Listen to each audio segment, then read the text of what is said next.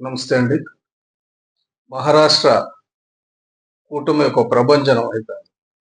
ఎలాగైతే ఇదివరకు నేను ఎన్నికల అనంతరం ముగింపు రోజున చెప్పానో, ఎన్నికల ప్రచారం ముగింపు రోజున చెప్పానో, అదే పద్ధతిలో ఆంధ్రాలో ఎలాగైతే అపోజిషన్ తుడిచిపెట్టుకుపోయిందో, ఆ పరిస్థితి మహారాష్ట్రలో వచ్చింది.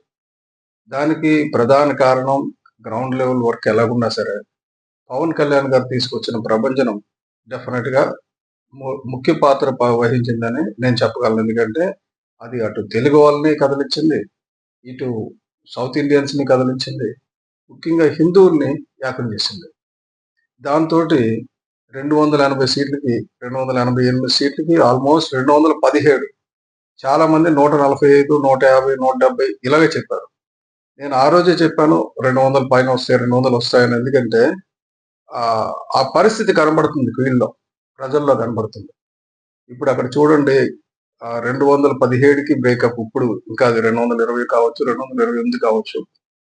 బీజేపీకి సొంతంగా 127 వస్తే, శివసేనకి 49, ఎన్సీపీకి 35. అదే కాంగ్రెస్ ఇండియా కూటమికి వస్తే టోటల్‌గా 62 వచ్చినాయి. 62లో కాంగ్రెస్ కేవలం 18. అంటే బీజేపీకి 127 వస్తే కాంగ్రెస్‌కి 18 వచ్చినాయి.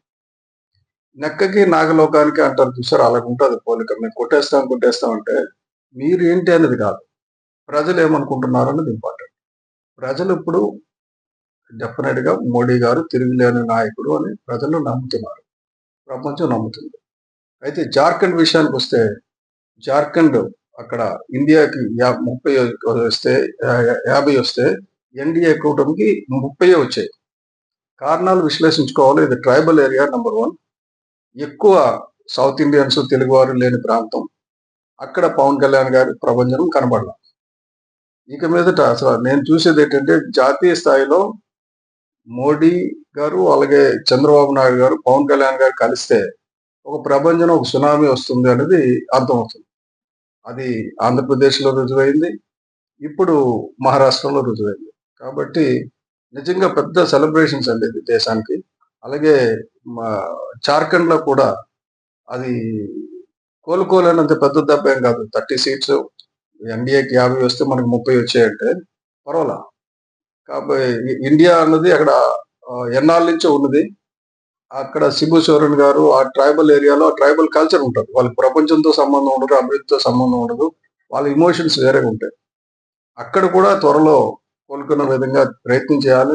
ఇప్పుడు ప్రస్తుతానికి దేశం అంతా కూడా ఈ ఎన్డీఏ కూటమి ప్రభంజనం ఉందనడంలో ఏమాత్రం అనుమానం లేదు. మహారాష్ట్ర, హర్యానా కంట చాలా మంచి రిజల్ట్స్ వస్తాయని చెప్పాను. చాలా చాలా మంచి రిజల్ట్స్ వచ్చినాయి. కాబట్టి it's good time for NDA to celebrate అండి. ఎన్డీఏ కూటమి భాగస్వాములుగా మేమందరం కూడా చాలా ఆనందంగా ఉన్నాం. ముఖ్యంగా పవన్ కళ్యాణ్ గారు అక్కడ పర్యటించడం, మహారాష్ట్రలో పవన్ కళ్యాణ్ గారు వెళ్ళిన ప్రాంతం అంతా కూడా ప్రజలకు ప్రభంజనం పథకం. అదొక్కటే కాకుండా వెళ్ళని ప్రాంతానికి కూడా ఎంటైర్ మహారాష్ట్రకి ఆ ఎఫెక్ట్ కనబడింది. So thank you.